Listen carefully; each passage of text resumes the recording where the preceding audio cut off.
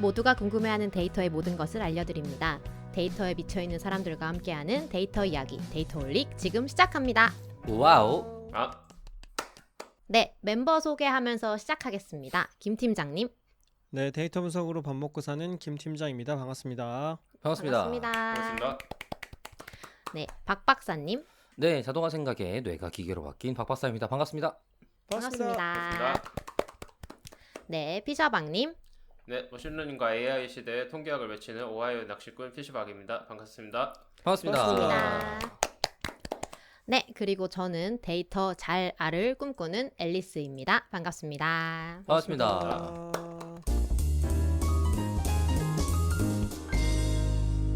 데이터홀릭은 유튜브 팟빵, 애플 팟캐스트에서 들으실 수 있고 그 외에 저희도 모르는 다양한 팟캐스트 플랫폼에도 업로드되고 있습니다. 페이스북 페이지도 운영하고 있습니다. 데이터홀릭은 여러분의 후원으로 만들고 있습니다. 카카오뱅크 계좌로 매월 초에 5만 원 정기 후원해주시는 귀동냥님, 매월 15일에 만원 후원해주시는 운누나이27님, 매월 7일에 3만 원 후원해주시는 눔나님 모두 감사드립니다. 팟빵과 유튜브 공지사항 채널 정보에 후원 계좌가 있습니다. 여러분께서 보내주신 후원금은 녹음, 편집, 컨텐츠 제작에 소중하게 사용하겠습니다. 그리고 데이터홀릭은 데이터 관련 분야의 다양한 소식을 전하는 팟캐스트입니다. 저희 방송에 광고를 넣거나 데이터 관련 교육을 의뢰하시려면 데이터홀릭4 숫자 4입니다. @ gmail.com으로 문의해주세요. 방송을 들어주시는 모든 분들께 감사드립니다. 감사합니다. 감사합니다.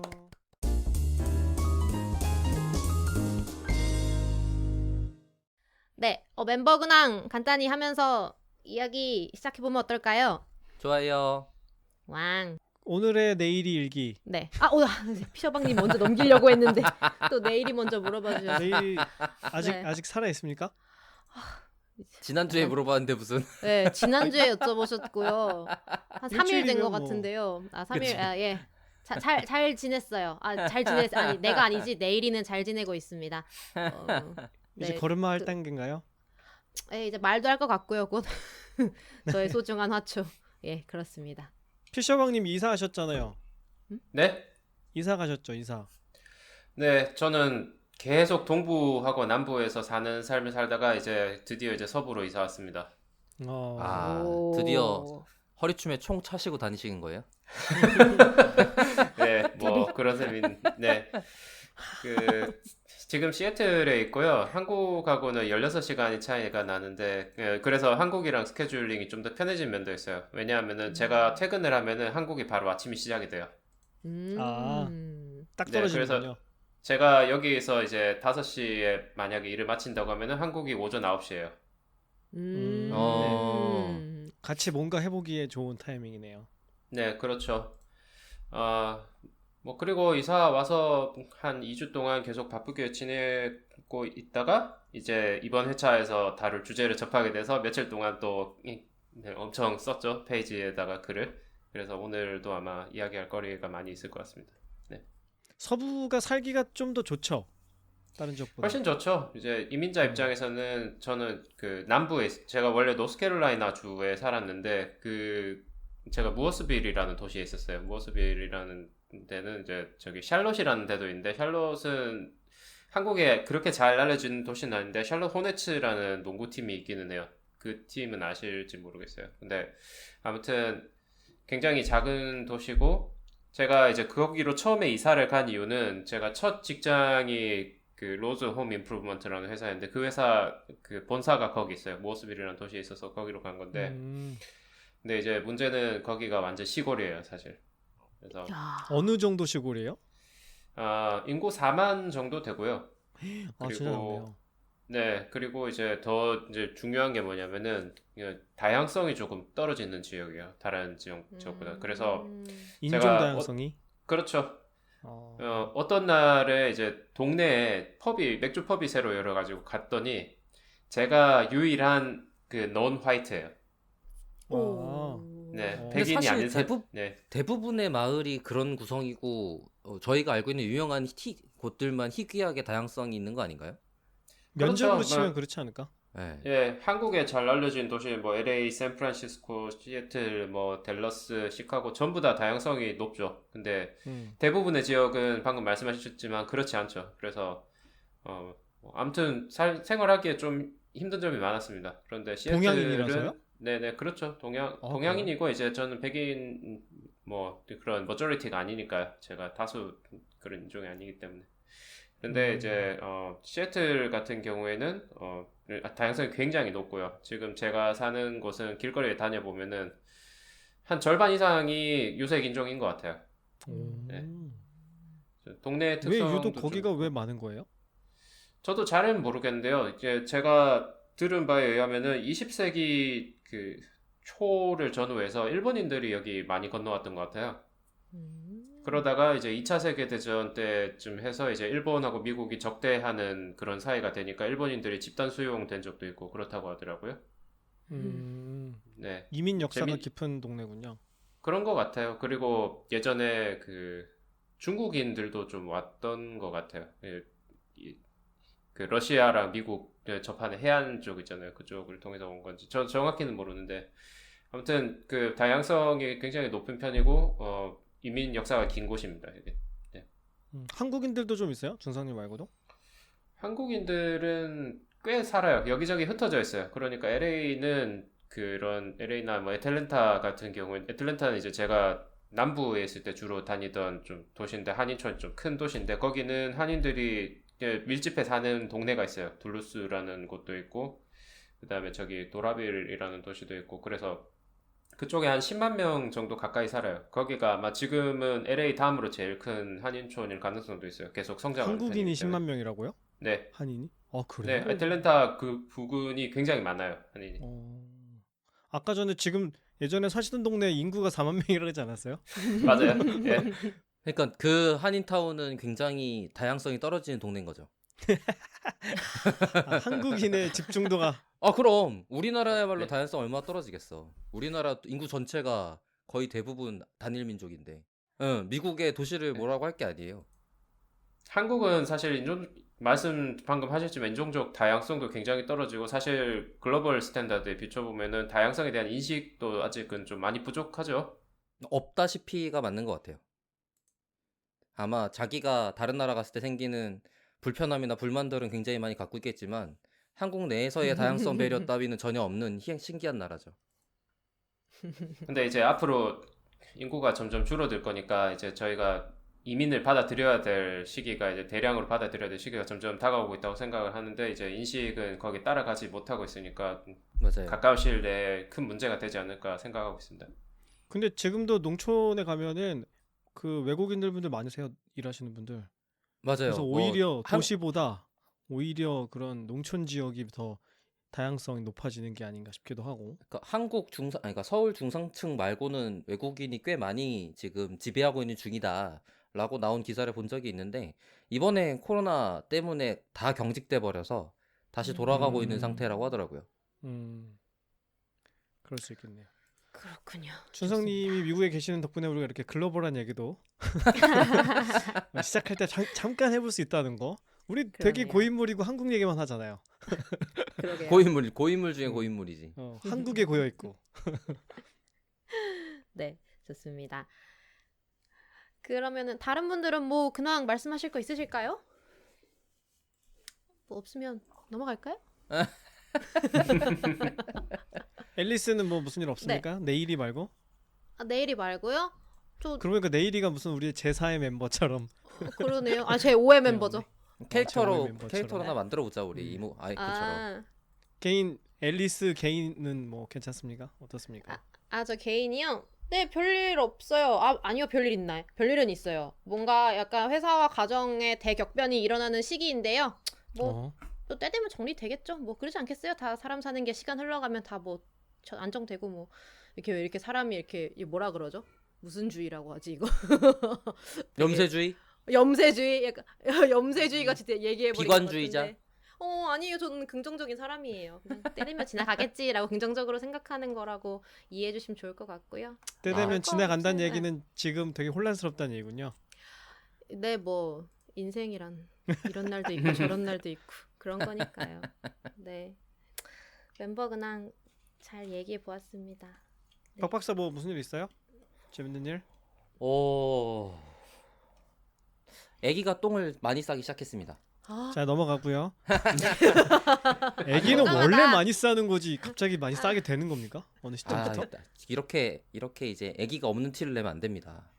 아 그래요? 애기 똥을 더 많이 싸는 시기가 있어요? 아니 그게 아니고 그 이제 여자아이라서 기본적으로 변비가 좀 있어요. 남자아이에 비해서. 아, 그런 게 또 네. 달라요? 많이 다릅니다. 오. 네. 그 배변 활동을 위해서 뭐지?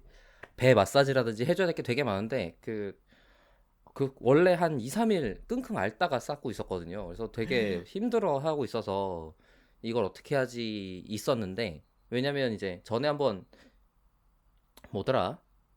제가 얘기를 했었는지 기억이 잘 안 나는데 아기가 똥을 싸는 게 저희 가정의 행복에 굉장히 중요한 지표 중에 하나입니다. 아 왜냐면 아기가 똥을 싸야 밥을 많이 먹고 엄마는 아기가 밥을 많이 먹었으면 좋겠기 때문에 근데 밥을 하루에 3번 먹잖아요. 네, 그러니까 굉장히 중요한 지표예요. 근데 이제 한 2, 3일 동안 끙끙 앓다가 싸갖고 되게 힘들어하고 있어갖고 그 병원에서 한번 아주 가벼운 배변 유도제 같은 소화제 같은 수준의 배변 유도제를 먹어봤었는데 효과가 아주 좋아요.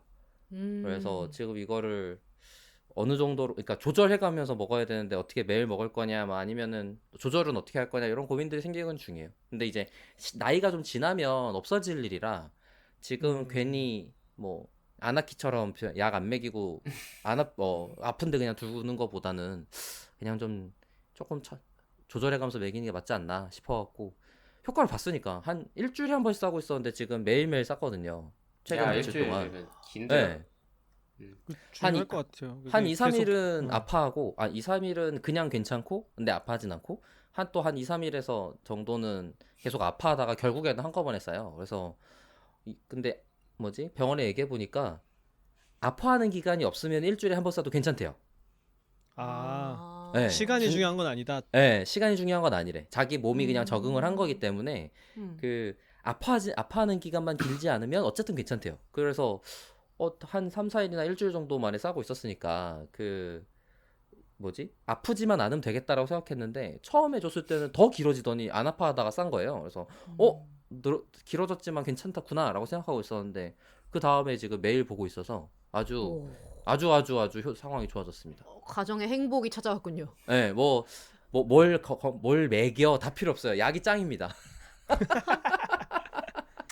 에이구. 전에 한번 그래요. 방송에서 그 뭐더라? 다시마를 물에 잘 불린 다음에 다져갖고 밥에 넣는 다시마 밥 같은 게 방송에 나와서 그게 변비에 좋다고 홍보된 적이 있어요. 제가 그래갖고 그것 때문에 밥을 1시간 반 동안 준비한 적이 있었거든요.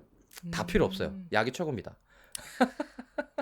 그런데 있는 좋은 성분을 모아가지고 약을 만드는 거니까 뭐 음. 아무래도 효과가 좋겠죠. 네, 뭐 특별하게 사이드 이펙트가 없는 약이어서 괜찮은 것 같아요. 그래서 음. 조절하면서 줘야죠. 지금 안 싸는 것 같은데 이럴 때 좀 주면 적당하지 않나. 네.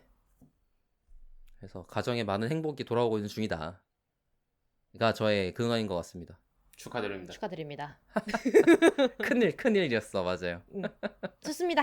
그러면 근황 시간을 마치고 왜요? 아 너무 자연스러워서요. 나 그렇죠? 아, 네. 좋습니다. 아니 근데 다음에 댓글 소개 하나 하고 넘어가려고 합니다. 좋아요. 네, 어떤 구름님께서 저희 팟빵에 댓글 남겨주셨는데요. 이거 에피소드 117화 더 플래닛의 데이터 활용 노하우에 달아주신 댓글인데 카니보어 vs 비건 SBS 다큐를 본 후 그런가 마지막에 막 흥미진진한데 끝나서 넘나 아쉬웠습니다. 모두 안전하게 건강하게 즐겁게 지내시길요. 그럼 다음 방송도 기대하겠습니다. 웃음 해주셨습니다. 네. 우리도 이때 되게 아쉬웠죠. 들을 얘기가 맞아요. 한참 남아 있는데 정해진 녹음 시간이 있어가지고 다 많이 못 들었어요. 아, 아쉽네요. 다음에 또 뭔가 기회를 만들기로 또 약속하셨나요? 계속 이런 식으로 이제 요청이 있으면 네. 저희가 압박을 받아서 다시 그다음 에피소드를 만들고 뭐 이런 거 아니겠습니까? 네.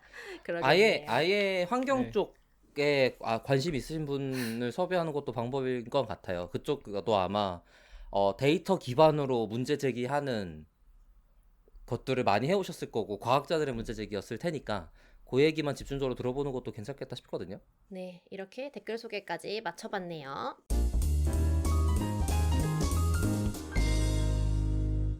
네, 이제 기나긴 오프닝을 넘어 본론을 다뤄볼 시간이 왔습니다.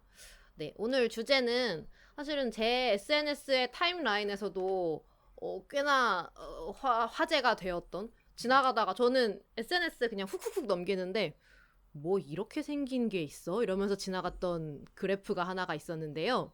그거에 대한 이야기를 이제 피셔방님께서도 페이지와 이런 곳에서 굉장히 많이 다뤄주셔서 이제 오늘은 그 주제를 한번 다뤄보고자 가지고 왔습니다. 네, 와우. 그럼 피셔방님 와 한번 시작해 주시겠어요? 네. 지금 그 다른 두 분은 이거 관련해서 그 포스팅이나 기사 좀 보셨나요? 네, 충분히 많이 봤고 지금 사실 피셔방님이 주요 논쟁자셔갖고 굉장히 재밌게 보고 있습니다. 네.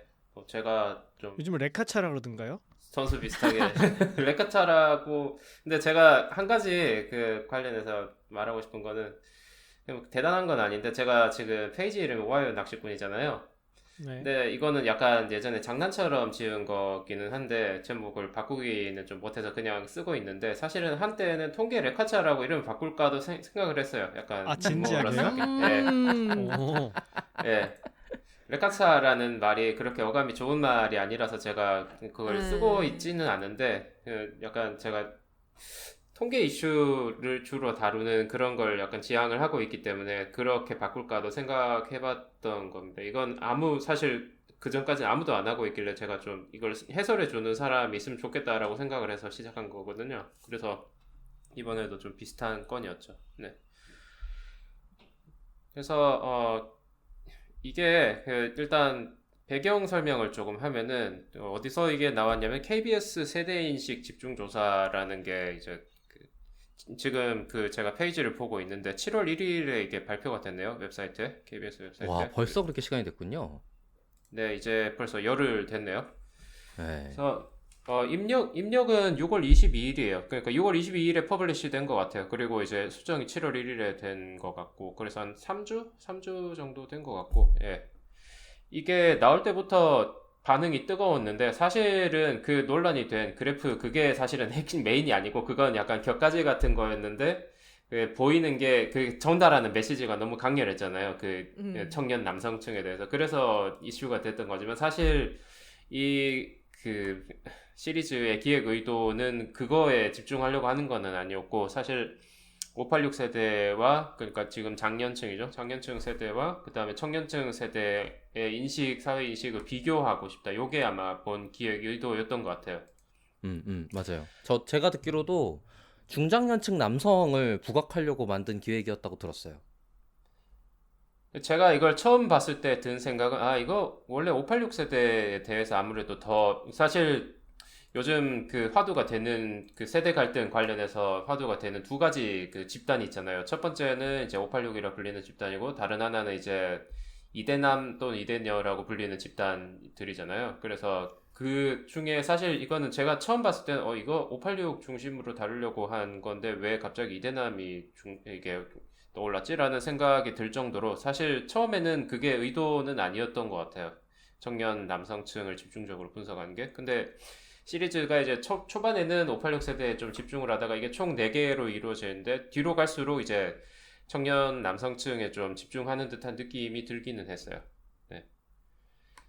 그래서 이게 이제 세 분 교수님들하고 그 다음에 여론조사 전문위원 한 분이 같이 하셨는데, 이제 이 세 분 교수님은 서울대 사회학과 임동균 교수님, 그 다음에 서울대 이분도 사회학과 분이신 것 같은데 김석호 교수님이라는 분, 그 다음에 서강대 정치외교학과 하상은 교수라는 분, 이 세 분이 이제 스터디를 진행하신 것 같고, 그 다음에 정한울 여론조사 전문위원, 이분은 저번에 청관율 기자라는 분하고도 그때 좀 화제가 됐던 어떤 설문조사 분석이 하나 있어요. 제가 이름을 까먹었어요. 그건 더 이제 청년 남성층에 좀 더 집중한 것 같긴 해요.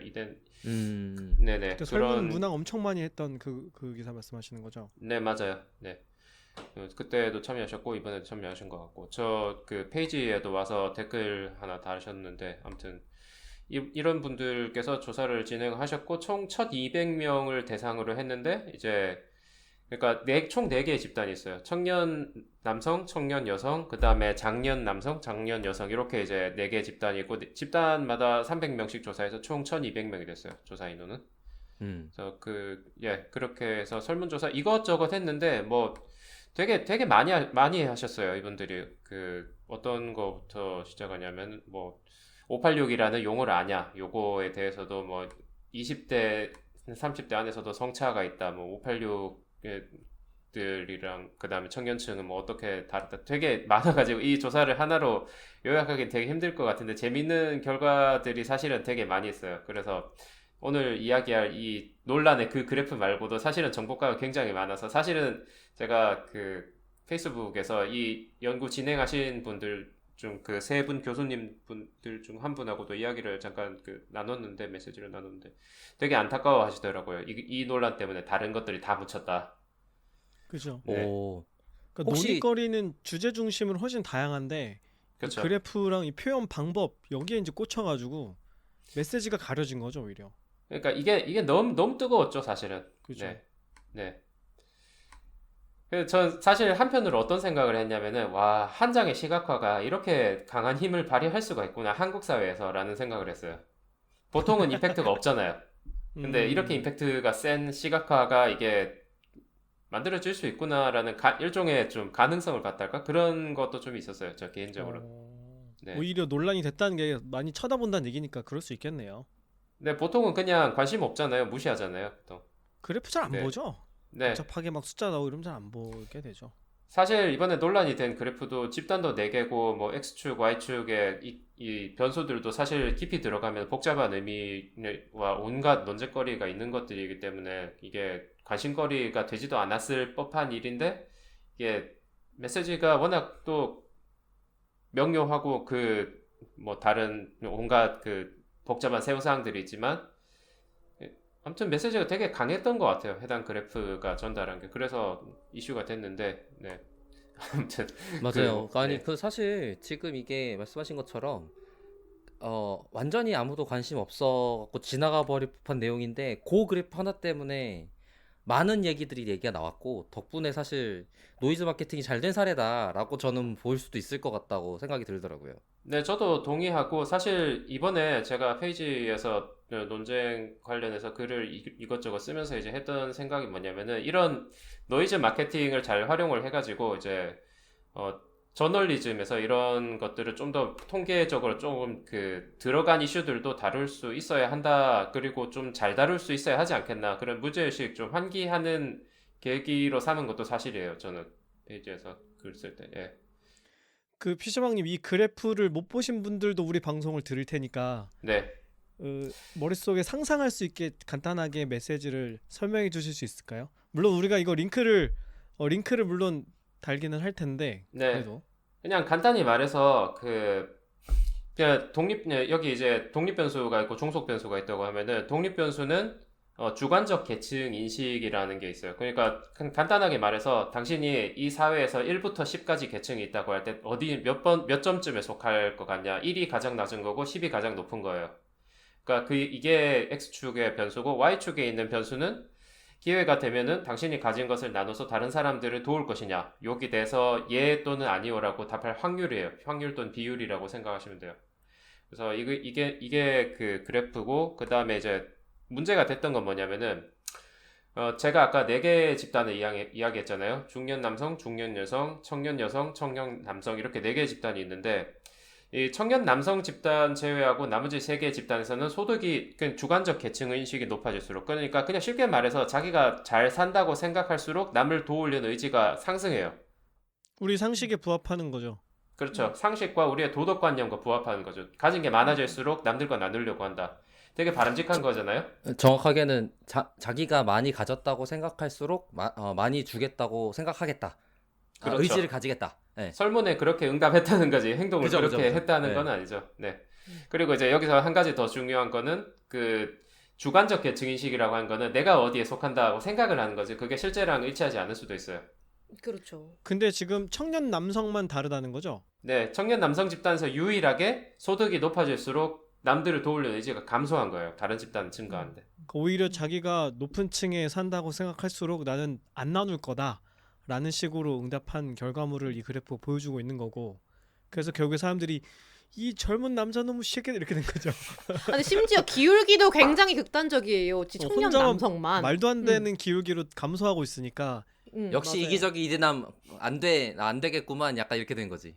숫자를 좀 이야기를 하면은 이제 제가 아까 1이 가장 낮다 그리고 10이 가장 높다 주관적으로 인식된 계층이 그렇다고 이야기했잖아요. 근데 1에서는 나눈다라고 이제 예측된 확률이 80%예요. 근데 10에서는 가장 높은 그 계층에서는 나눈다 남들과 가진 것을 나눈다라고 예측된 확률이 한 40% 정도밖에 안 돼요.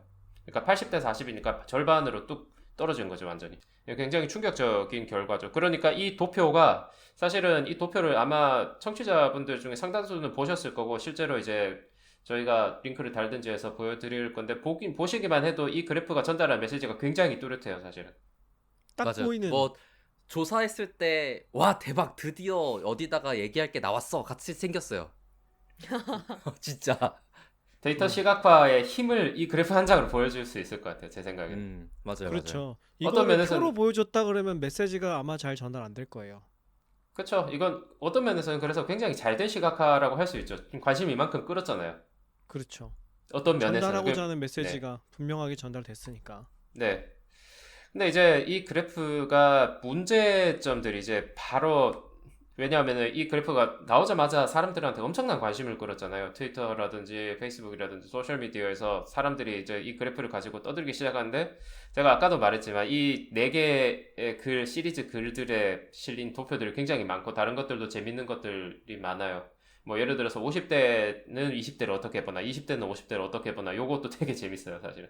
거기 보면은 50대 남성은 50대 남성 집단은 50대 남성 집단은 되게 따뜻하다고 생각을 해요. 그냥 남성이 아니고 그냥 50대가 보는 50대. 성별 관련 없이. 50대가 보는 50대요. 네. 그러니까 우리 동년배들은 말이야 이렇게 되는 거죠. 그러니까 네. 이걸 보면은 50대가 보는 50대는 되게 따뜻한데 20대가 보는 20대는 별로 안 따뜻해요.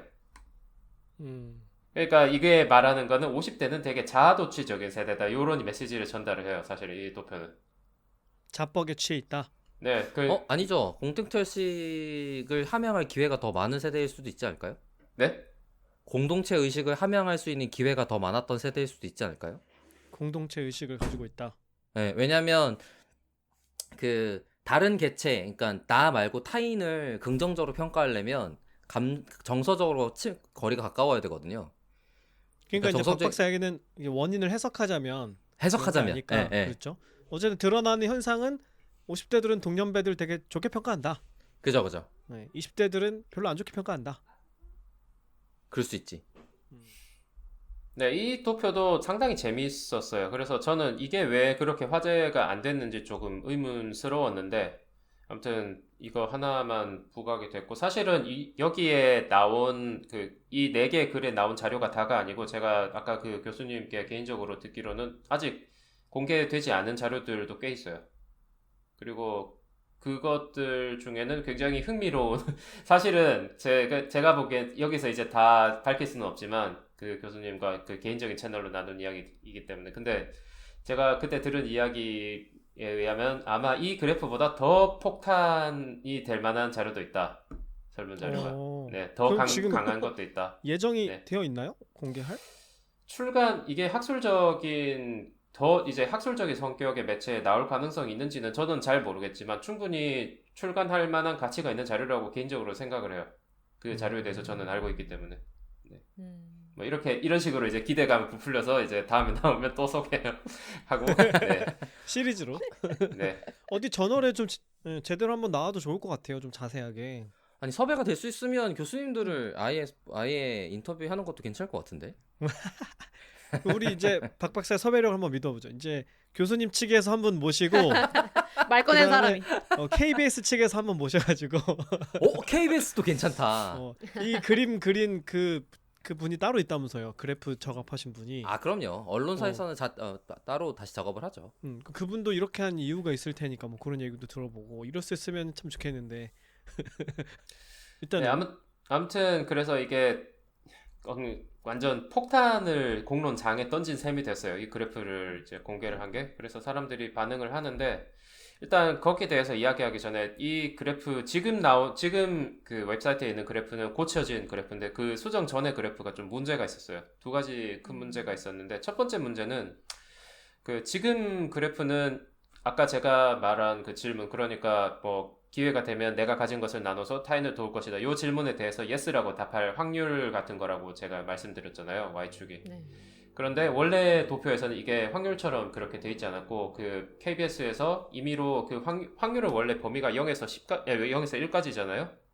근데 거기다가 10을 곱해가지고 0에서 10짜리로 만든 거예요. 방송사에서. 맞아. 네. 무슨 리커드 척도처럼 보이게 표시했었었죠. 그랬죠. 그게 이해하기 편하게 만들려고 그렇게 했을까요? 저는 그렇다고 생각을 해요. 수용자들은 통계에 대해서 이제 전문 지식이 없는 사람들은 0에서 1까지 숫자가 의미하는 게 뭔지 좀 잘 안 와닿을 수도 있으니까. 근데 저는 결과적으로는 그게 나쁜 선택이었다고 생각을 하는 편인데, 어쨌든 KBS에서 처음에 그런 도표를 생산할 때는 이해를 돕기 위해서 이제 점수처럼 보이게 하고 싶었던 거죠, 사실은. 그죠. 맞아요. 네. 그 다음에 이제- X축도 네, 달라졌죠. 그게 첫 번째, 제가 말씀드린 게 첫 번째고, X축도 원래는 그 KBS에서 처음 발표를 할 때 소득 수준이라고 써놨어요, 거기다가. 맞아. 그냥 소득 수준 이렇게 써 네. 있었고 어떻게 측정했는지는 안 나와 있었죠. 그리고 이제 이게 그 일부 및 상경 계열 교수님들의 화를 북돋운 그런 계기가 됐죠. 거기에 소득 수준이라고 써놓은 게. 왜냐하면은 그게 소득 수준이 아니고 주관적 계층 인식이었잖아요. 이게 정확하게는. 근데 제가 아까도 말씀드렸지만 이제 그래서 사람들한테 당신이 소득 1부터 10까지 했을 때 몇 분위에 속하냐라고 물으면은 일단 실제와 일치하지 않는 가능성이 있잖아요. 첫 번째로. 그 잘 모르죠. 잘 모르고 두 번째 문제가 뭐냐면은 이건 자료가 실제로 공개되고 난 다음에 이제 그걸 알게 된 건데 자료를 보면은 9하고 10에 해당되는 응답을 한 사람이 전 1200명을 통틀어 한 명밖에 없어요. 전체 모든 연령층에서 다요? 그러니까 제가 지금 정확히 기억하면은 아마 50대 여성 한 명만 자기가 9분이다. 상위 그러니까 한 20%에 해당되는 거죠. 그거라고 대답하고 그 청년 남성, 청년 여성, 그다음에 장년 남성층에서는 단 한 명도 내가 소득이 계층이 9나 10이다라고 답한 사람이 없어요. 아니 그런데 그래프를 이렇게 그려놔도 되는 거예요? 그것 때문에 그게 논란이 된 논란이 거죠. 되는 거지. 예. 그게. 왜냐면 거기에 사람이 없을 텐데 그렇게 추정해서 작성하는 게 말이 되냐? 아니면 출력해서 보여주는 게 말이 되냐? 약간 이런 논란이 있었던 거고. 근데 사실 말씀하셨던 것처럼 경제 계층이라는 거는 측정하기가 굉장히 어려운 장르 중에 하나예요. 제가 알기론. 방금 말씀하신 것처럼 자기 보고식으로 취급하면 문제가 뭐가 되냐면 정규부표를 따르게 기본적으로 될 텐데 양극단의 샘플 숫자를 확보하기가 너무 어려워요. 당연하게도. 근데 너무 그런 사람 당연한 실제로도 일이에요, 잘 그냥. 없으니까. 네, 실제로도 많지 않아요. 그런 사람들은 설문조사를 하지 않는다고.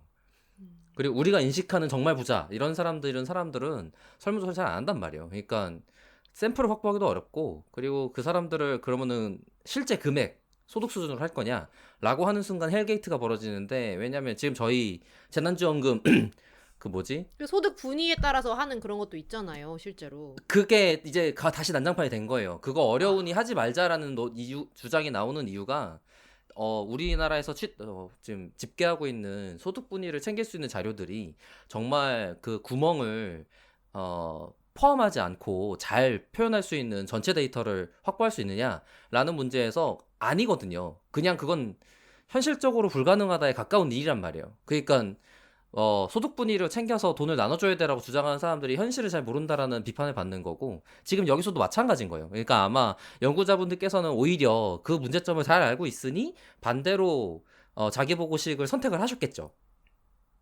네, 제 생각도 비슷한데 일단 계층이라는 개념이 뭐냐 이걸 정의하는 게 굉장히 어렵고 정의할 수 있다고 해도 어떻게 측정할 것이냐에 대한 논란이 굉장히 많은데 사실 자기 보고식으로 해가지고 1부터 10점 중 당신 몇 점이냐 이렇게 하면 매우 간단하게 끝나요 사실은. 해석하기도 편해지고. 네.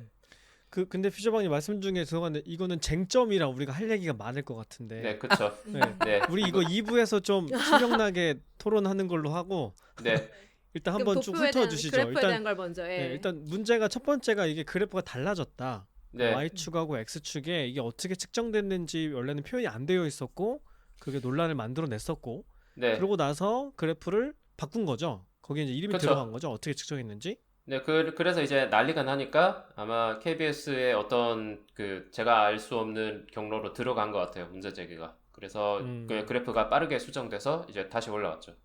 아마도 오하이오의 낚시꾼 페이지를 보고 이거 바꿔야 된다는데? 라고 하고 바꾸신 게 아닐까. 아, 네, 글쎄요.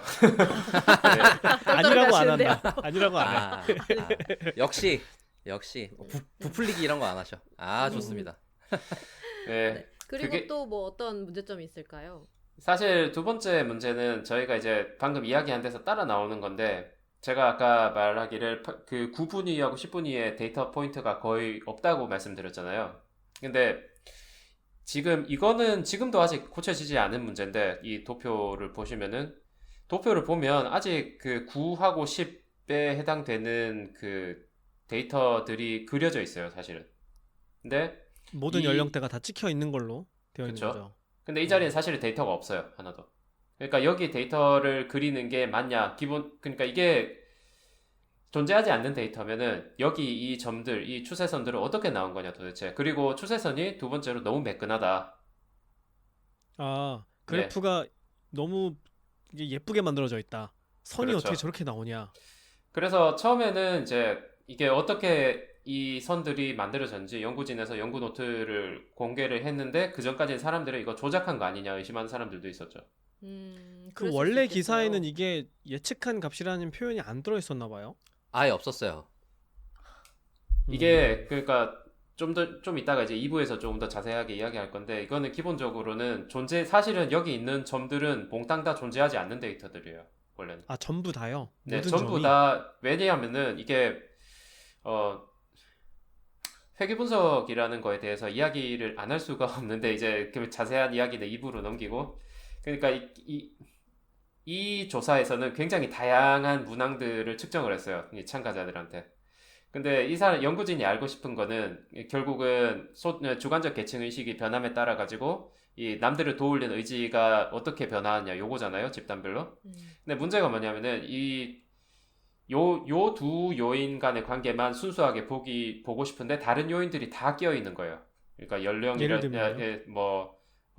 거주 지역이라든지 뭐 아니면은 여기서 이제 성별하고 연령은 이제 기본적으로 우리가 보고 싶어 하는 변수들이니까 그 외에 다양한 그 인구학적인 변인들이 있어요. 뭐 거주 지역은 주소는 그 중에 하나일 거고. 근데 그런 것들은 영향력을 통제하고 싶은 거예요. 연구진에서.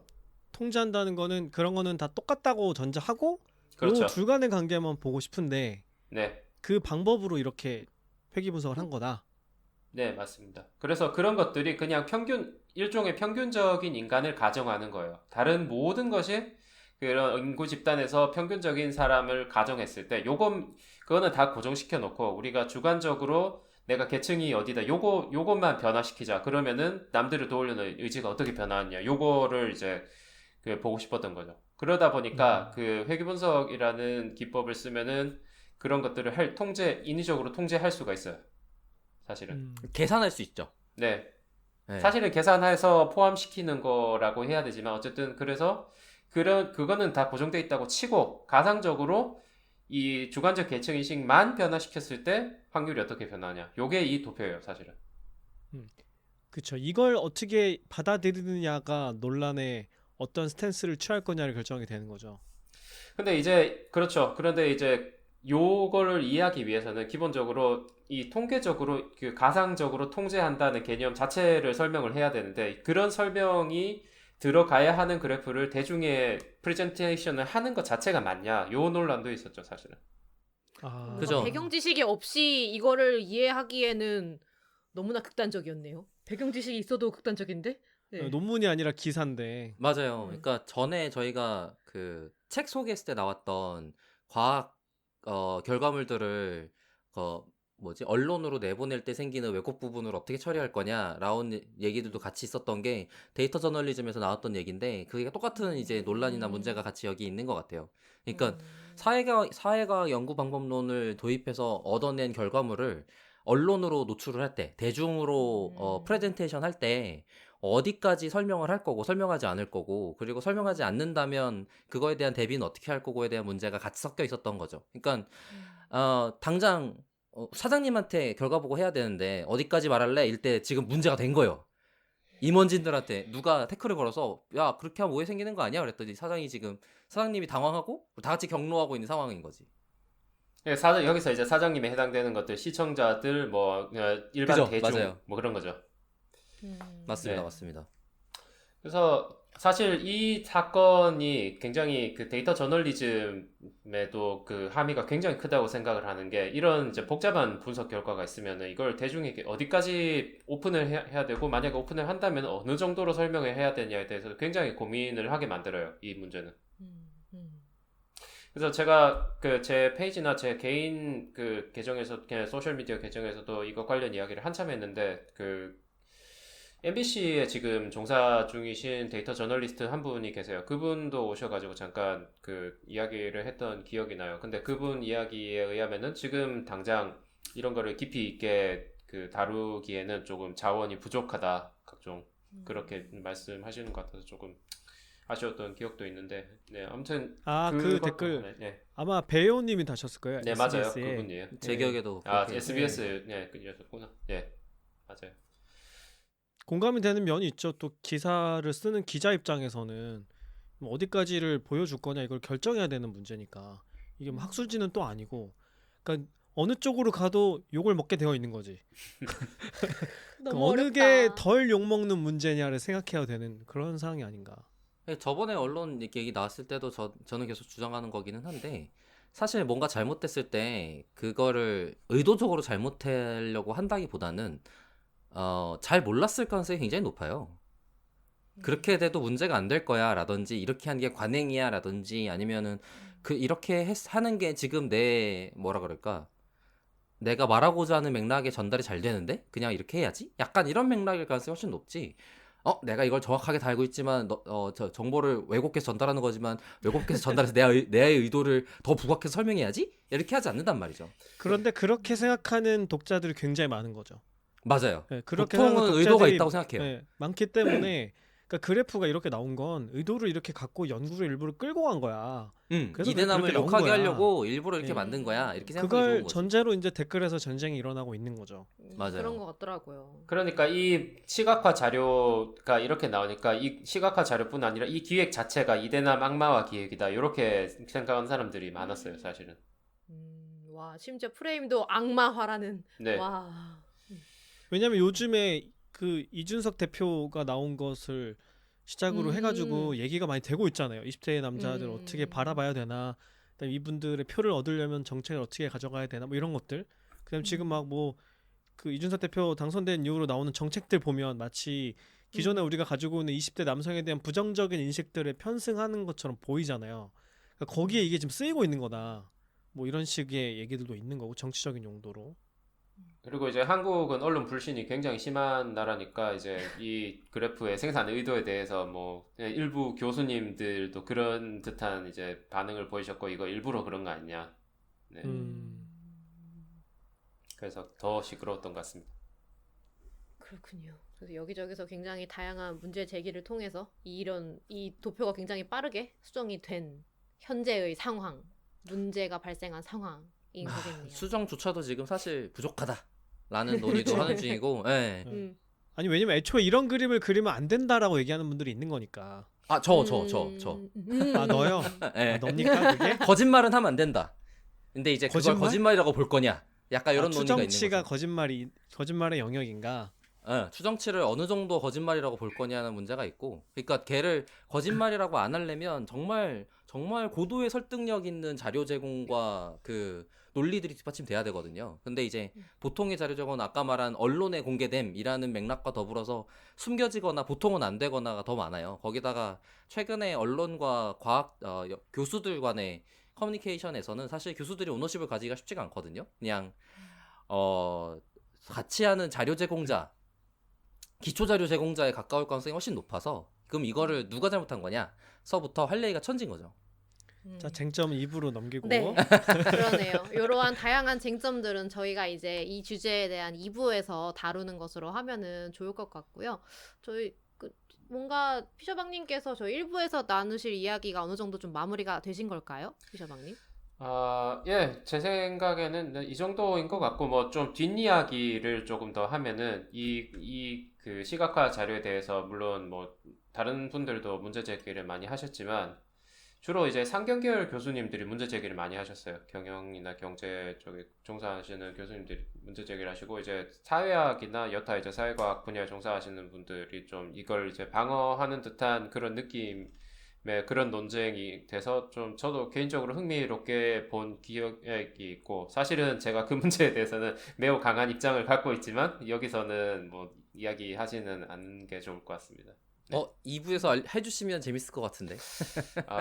뭐, 예, 그건 할 수 없고. 되게 조심스러우시네.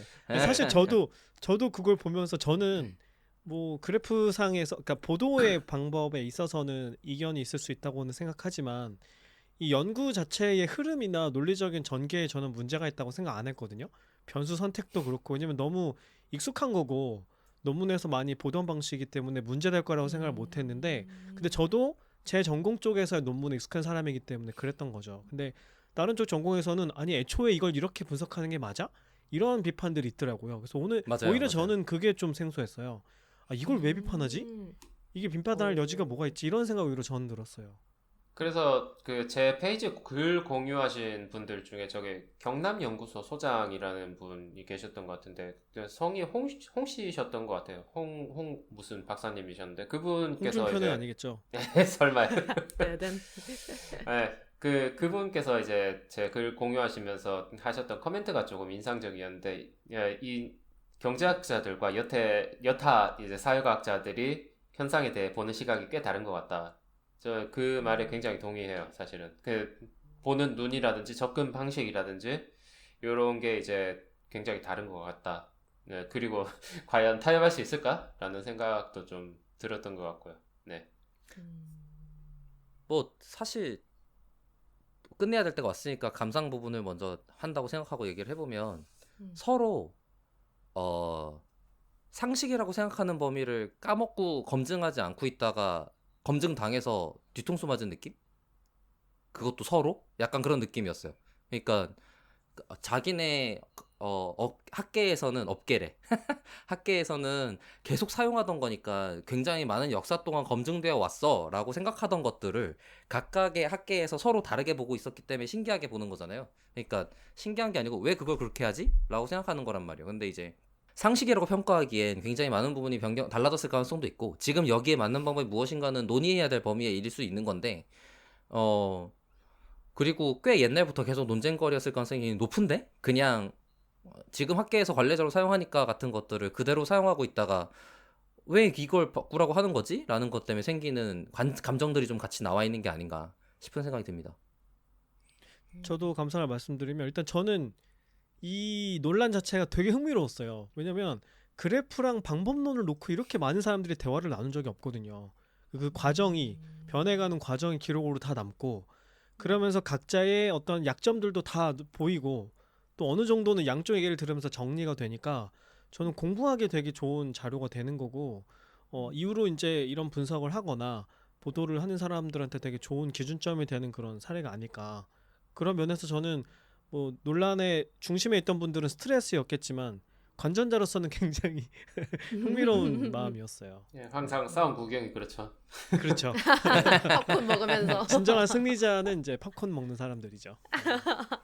네, 그럼 저도 요 타이밍에 감상? 소감을 간단히 말씀을 드리자면 사실은 여기 네 분, 저까지 해서 4명 중에서 제가 제일 일반 대중 독자의 입장에서 이 그래프를 보게 된 사람이었을 것 같아요. 저는 오.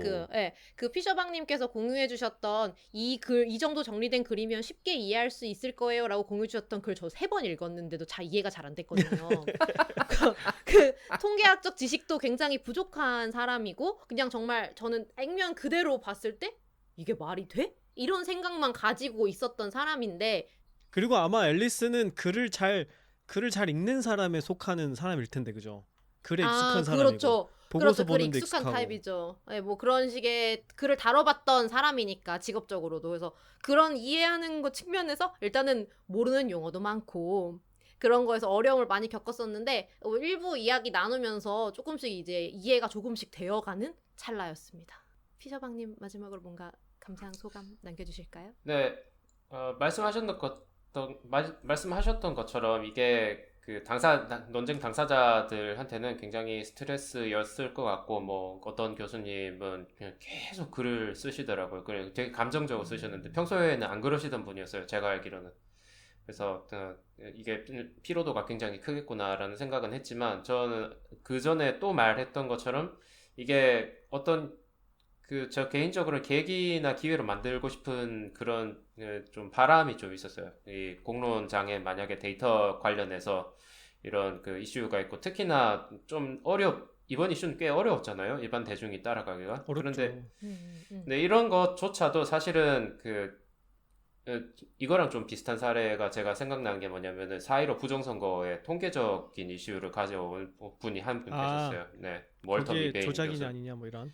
네, 근데 이게 물론 따라가기 어렵기는 하지만 이게 논의가 사실 현실 파급력이 꽤 있다고 생각하거든요. 저는 이 시각화 자료도 그렇고.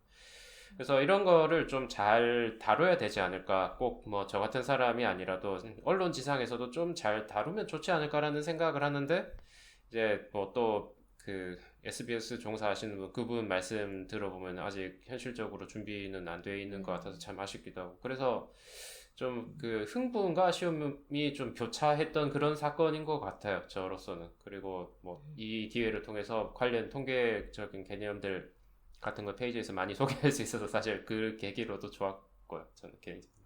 네, 그랬습니다. 네, 좋습니다.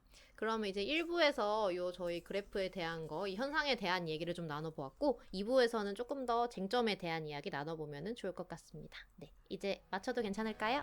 네. 네, 좋습니다.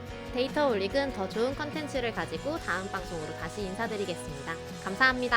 감사합니다. 감사합니다.